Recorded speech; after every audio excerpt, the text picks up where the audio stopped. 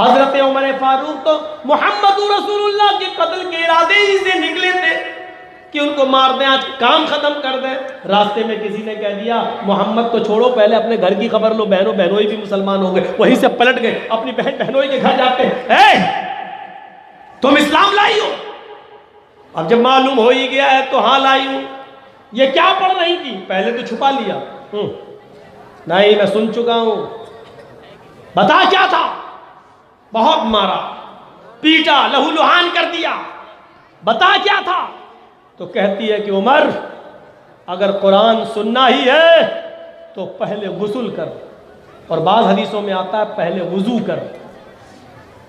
गुस्ल या वुजू करके हजरत उमर आए,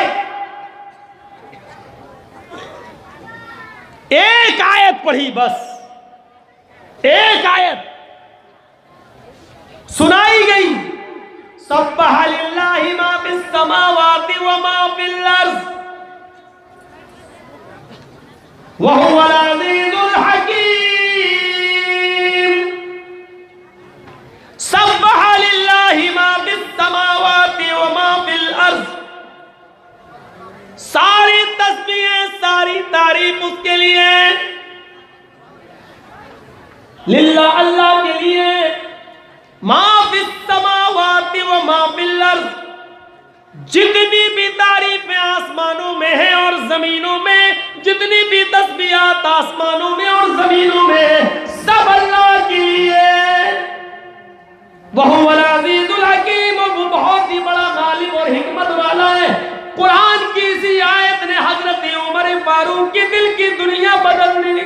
कहने लगे मुझे भी साहिब कुरान के पास ले चलो, मुझे भी जनाब मोहम्मद रसूलुल्लाह के पास ले चलो, मैं भी ईमान लाऊंगा। जो इनको पढ़ा रहा था, खुबाब नाम था उसका, जो बहन बहनोई को पढ़ा रहा था, हजरत उमर की आवाज़ सुन के वो चारपाई के नीचे घुस गए थे, तुम मरे हम मारेंगे। और जब उमर ने कहा कि मुझे अल्लाह के नबी के पास ले चलो, तो वो चारपाई से निकले सबसे पहले, चलिए हम लेके चलते। कहा तुम कब आए? तुम कब? उसने कहा सबसे पहले तो हम ही आए। क्या हुआ? कहा आपने दरवाजा खटखटाया, पूछा कौन, तो आपने कहा उमर। तो मैं तो डर के मारे अंदर घुस गया। अब तो गया मैं, क्योंकि आप तो कत्ल से नीचे कोई बात ही नहीं करते। अच्छा चलो अल्लाह के रसूल के पास, अल्लाह के नबी के पास। पूरा वाकया आप लोग सुन चुके हैं। बताना यह है कि एक आयत पढ़ी और ईमान में इजाफा हो गया। हम पूरा पूरा कुरान पढ़ देते, ईमान में इजाफा नहीं होता। इमाम साहब नमाज पढ़ाए हैं, मगरिब में, इशा में, फजर में कुरान जोर से पढ़ते हैं, लेकिन हमारा ईमान वहीं से निकले। अभी पढ़ के आए नमाज, अल्लाह सुबह वला सरिन्नल इंसान लफी खुस्र इल्ला लल्लज़ीना आमनू व अमिलुस सालिहात व तवासौ बिल हक़्क़ि व तवासौ बिस सब्र, सब पढ़ा। व तीन व ज़ैतून व तूर सीनीन इक़रा बिस्मि रब्बिकल लज़ी खलक़, सब पढ़ के आए, सुन के आए, और जैसी मस्जिद से दरवाजे से बाहर निकले,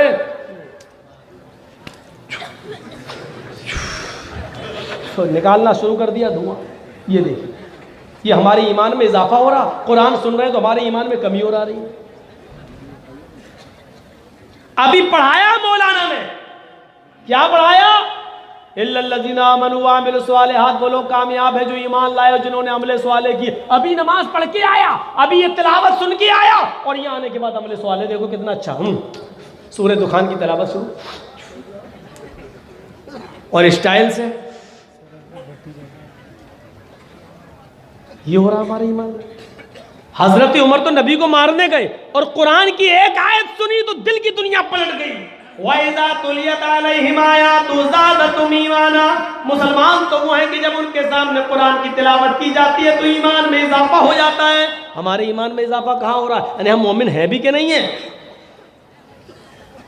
हजरत उमर फारूक ने तलवार निकाल ली थी।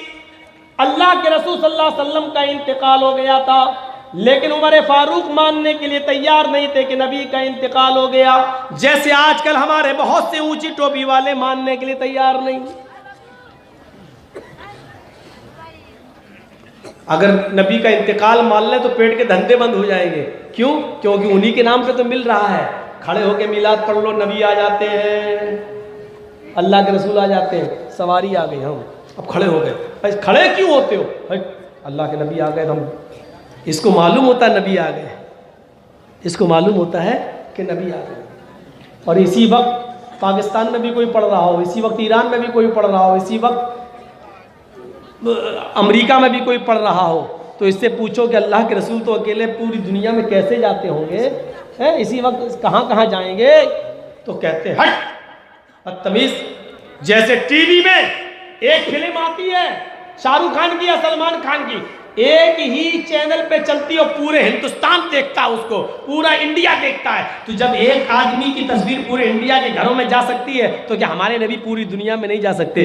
तस्वीर को हकीकत पर महमूल करना। तो इसका मतलब ये है कि अल्लाह के रसूल की तस्वीरें जाती हैं, नऊज़ बिल्लाह, अल्लाह के रसूल की तस्वीर तो है ही नहीं, तो जाएगी।